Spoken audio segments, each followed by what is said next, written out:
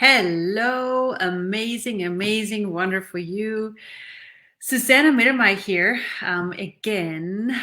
Oh my goodness, so many videos and Facebook Lives recently. Well, in times like these, I just love to inspire to what else is possible for us and the future we can create, and the future we have the luxury to create. So I actually should wait a little bit because I have people who are translating this Facebook Live, and they always need a little bit of time, a couple of seconds, so they get started. So I'm gonna put on the thing where I see your guys' comments. Cool. So there you go. I think that works that way. Cool. So I think it's good now. So welcome, amazing, wonderful you to this Facebook Live. As I said before, I love doing, inspirational things always, and especially now in times like these. There's so many people who go into drama right now because everybody else is doing that. And the question is, are you willing to be different? And as you see down on this screen, it says your difference is the power you could be choosing. Are you choosing it? And I just had a call with many hundreds of participants who, were looking for what else is possible in times like these. And one of the things we talked about was this phenomenon of people going for sameness, like sameness. And, they see drama out there, they see fear out there, they see worry out there, and then they go, oh, okay, that's what I'm supposed to choose. Well, I'm going to join you in the worry game. I'm going to join you in the fear or upset game. Well, again, is there a difference you would like to choose? So if you really want to inspire the world, and I named this Facebook Live thingy-lingy Pragmatic Practitioner, because that's one of the things that I do and create in the world with pragmatic psychology. It's called Pragmatic Practitioner, and it's a invitation for people to find out what they know about creating change and facilitating change with whatever background they have. Practitioner for me is anybody who is working practically with themselves and other people, whether it's teachers or social workers or coaches, therapists, in whatever way you create change out there in the world, or speakers. Like this thing of truly creating change, especially in times like these, they really require a level of difference that has no reference to the past. If you're still trying to create change based on what you did last year, are you really ready for the future? So one of the things you might want to look at is, how many reference points do I have that I'm still using from last year, from the year before, from the years before, that I'm still trying to use to create my life, my business, my relationships, my work, and so on. It's like, as long as you have reference points, you cannot really create the future. You're not ready for the future, because what the future requires of you is a level of flexibility, a willingness to ask questions and go, okay, so what can I choose today to create the future I desire right away? And that is truly a question. Or if you work with people, and let's say you have a client, and because this Pragmatic Practitioner program is about working with oneself and working with other people and the tools to do so. If you work with a client, let's say, and you have worked with them a couple of times before, and you meet them again, and you look at them from an old reference point. Let's say you meet them and you remember, oh, last time we talked about this, last time they had this and this problem, last time they had this difficulty or this issue, and you project that on them again in that moment when you sit with them? Can you really see who they are in this very moment? Are you really open for that awareness and information that they give you of what is really going on in this moment? So reference point again are something that doesn't really make you ready for the future. It is something that people rely on because it gives them an answer. It's something that people rely on because they think, oh, then I know what I should do. They think then they have the right thing, that they know what to do. They do it right and not wrong. It gives me security, other people might say. But again, it is not making you ready and fit for whatever is in front of you, whether it's a person you work on or whether it's a situation you work on.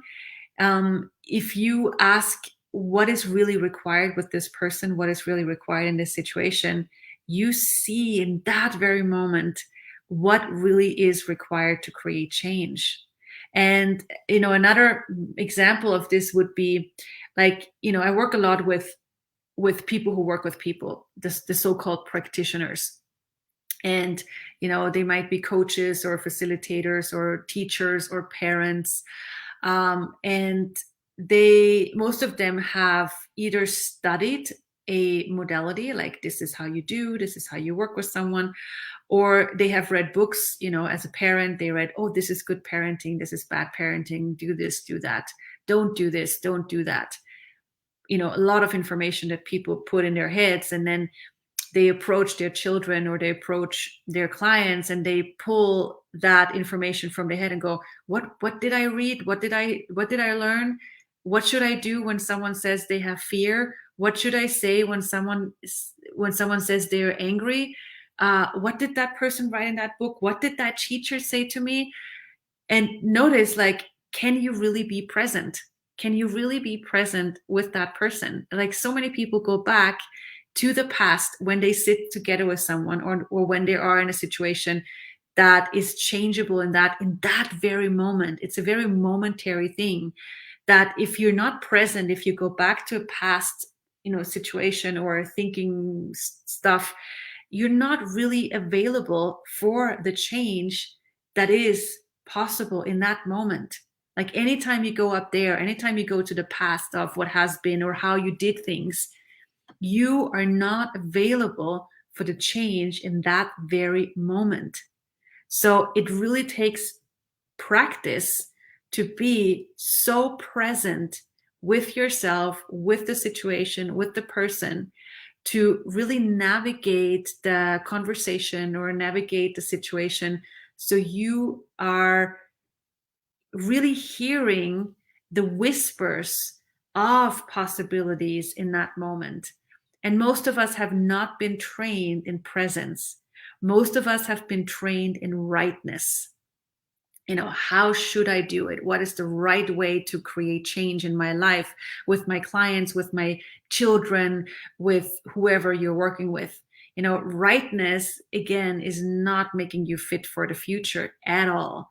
But practicing presence is where you hear the subtleties of awareness. You hear the subtleties and the whispers of possibilities in that very moment. And that makes you be a catalyst of change like you cannot imagine. So what I found with when I started to work with pragmatic psychology many years ago, I was working in child oncology and I was working in psychiatry. I met many people with different diagnoses. I did psychotherapy with them. I did neuropsychological testings. I, worked with the staff, with the doctors, and coached them.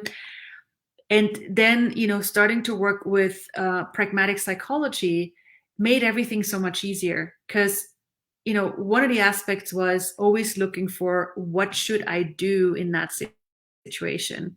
Like, one of the situations where I really know that something else is required, one of many, is when I worked in child oncology. If you don't know what that is, it's like when, where children have cancer. And I was working with the children, I was working with the hospital staff and the parents and the siblings of the children. And, I've been studying therapy, studying, psychology and all that stuff, but nothing prepared me for that. Nothing prepared me for truly in action working with people where their kids are, sick or might be dying. Like, there was no textbook that prepared me for that. No university, lecture that prepared me for that. Nothing. And so that was a moment where I had no reference point. Thank God. I had nothing to go after. Like, I couldn't rely on any method or anything I've learned, because that is such an extreme situation. And so I was basically running the whole department there, because the person who did, she got sick. So I was just thrown into the, deep end of, okay, do your thing. And I'm like, I don't even know what my thing is. So the only thing, I didn't have anything to go after, nothing to rely on, but the only thing I had to use is me and who I be and my awareness of what is required in that moment.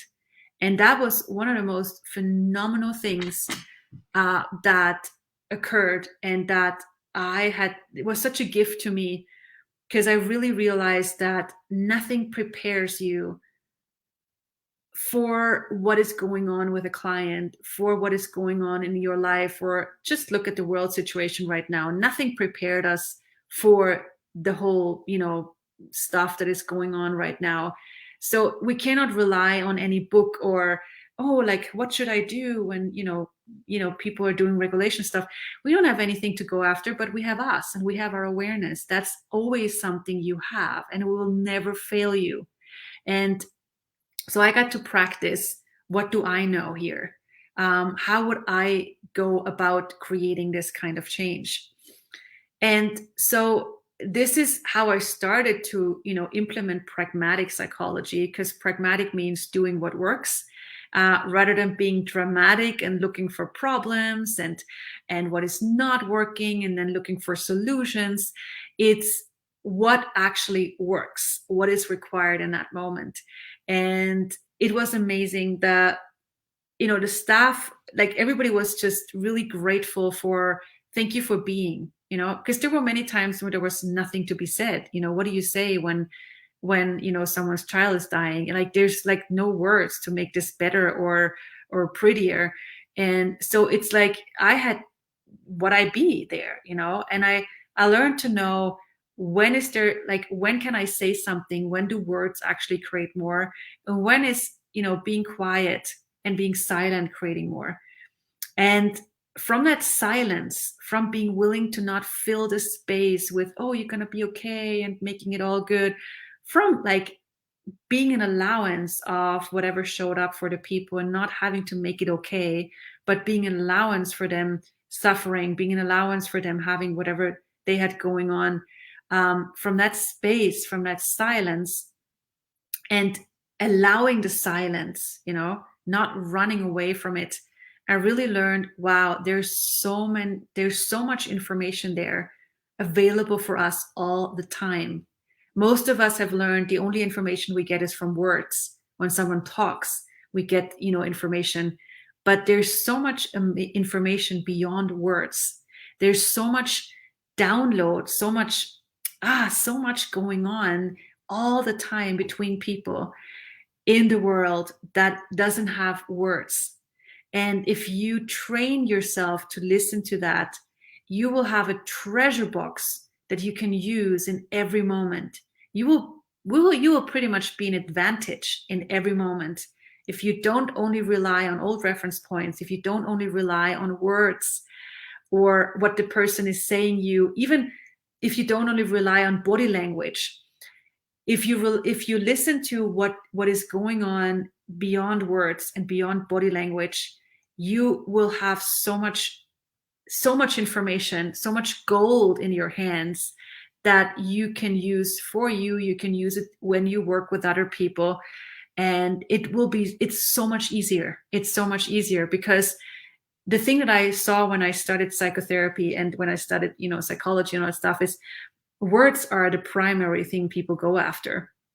And words are like the tippy top of the iceberg of what everything else that is going on that you can receive, perceive, know, and use to facilitate change and to create change. And so it's like people, like when they do normal therapy, or when I did try to do normal therapy, like I had to, get information in form of words from the patient or from the clients, but they didn't always have words for what was going on because they're not words for everything. So I, like, doing that, I missed a lot of information. So what do you guys know already about this that you can acknowledge? How much information are you getting already from so many sources, from how people are doing? Like a simple example is, how many times have you realized what is going on for someone before they said a word? Maybe someone called you and they had a certain, there was certain energy to just like them picking up the phone, and before they say a word, you went, oh, they're not having a good day, or you want to send someone a text message, and something like very subtly tells you, now is not a good time, now is not a good time, and you go, yes, but I have to write it now because this is what I have to do now, and later I don't have time. So you send it, and then and they write something back that isn't nice, but you knew now was not a good time to write it, because and that is the information that is available to us all the time. And when we start listening to it, we can use it. We can use it for our own lives, with our bodies, with every area of our lives, and especially also when you work with clients, or when you want to work more with clients. So there's a whole new way of being pragmatic that is available to us.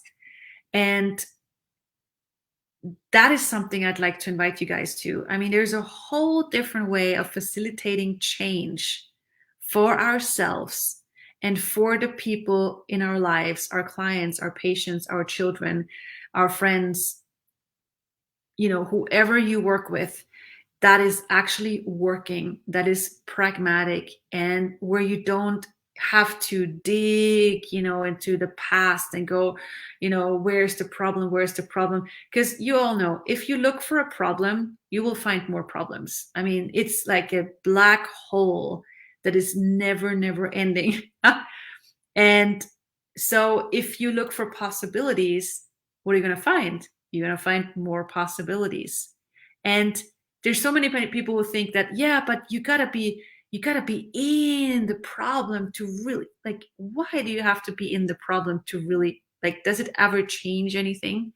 Or can you be aware of the problem and go, okay, wait a second, what possibility is this so-called problem hiding and disguising that I can access and find out more about it?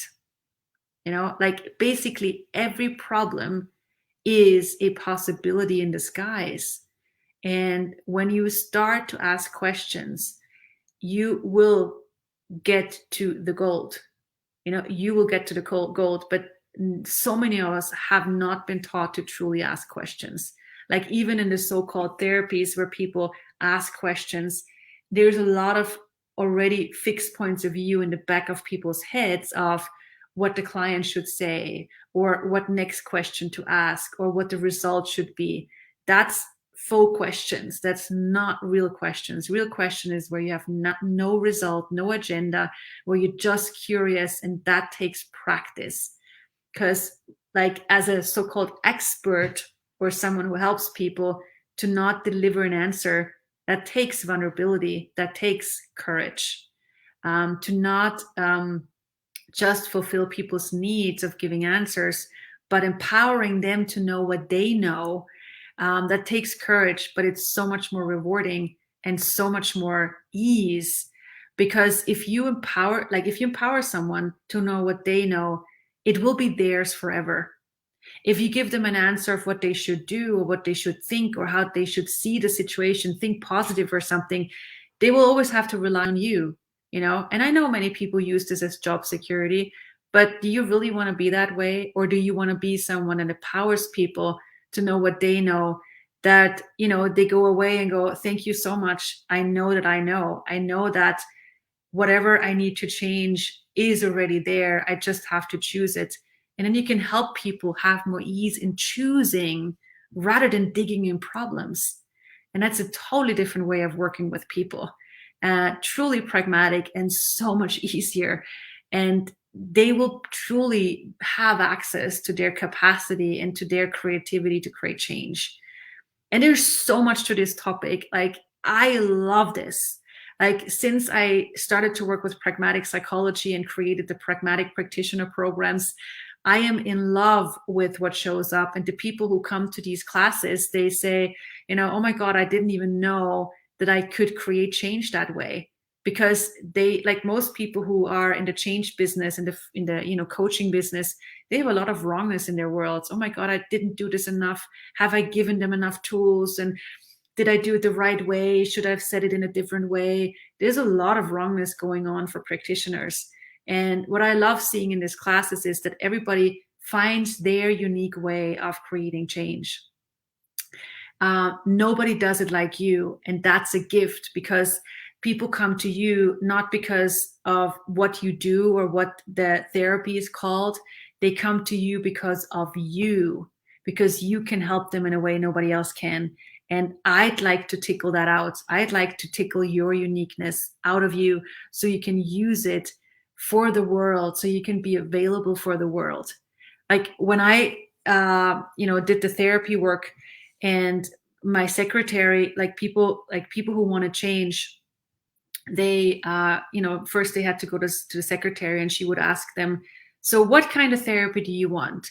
Do you want this kind of therapy, cognitive behavioral? Do you want a psychodynamic? Do you want this? Do you want this? And they said, I don't know. I just want help. Yeah, but you have to tell us what kind of therapy you want, so we can, get you to the right person. And they always said, I don't know. I just, Googled, and I want to go to this person. But do you know what therapy they do? No, I just want to go to this person. So people don't look for the name of the thing, you do. They look for you because they feel I'm getting what I desire for now, So what if you start to be available as you for the world, and add the tools and add the pragmatic perspectives, so you can create change like no one else? And this is my invitation for you guys, especially now. There's so many people asking for help. There's so many people screaming for facilitation. What if you are there for them? What if you stop hiding and stop going, oh, like, I don't have the titles, I don't have the experience? It's not about that. It's about you choosing to be available, and for you to choose to be seen. And so this is my invitation with the Pragmatic Practitioner classes. And right now, most of them are online. Like the next one is in December. This one is only online. It's a 4-day class, 3 hours per day. And you get a manual, you get audios of the class. You can ask questions. We're going to do facilitation on each other, so you get to practice facilitation also at the class. And the next one is in February in Ireland and online. So, join us if this is something you get will expand your life, your business, your practice. And you don't have to give up what you're doing now. Just add to what you're doing now to make it even greater. So this is my invitation for you. And if you have any ideas or any wishes, just, put a comment under this video. I'm always open for what else is possible. Pragmatic psychology has been around for many years. I've written 4 books so far. The 5th book is on its way. There's been many classes around the world already, many happy practitioners. Many people found out what their strongness is behind their so-called wrongness. There's a podcast also, by the way, called Pragmatic Psychology, Be the Peacock. You find it everywhere. There are podcasts on Spotify, whatever they're called, Google, on my webpage. There are a lot of videos also you can find if you want more inspiration. And hey, let's create a world that works for us, especially now. And let's be available for us and the world to do so. Thank you for you. And just ask, if I do a class like this, what future will this create? And will this add to my life? Thank you for you, and mwah, to you, to wherever you are in the world. Bye for now.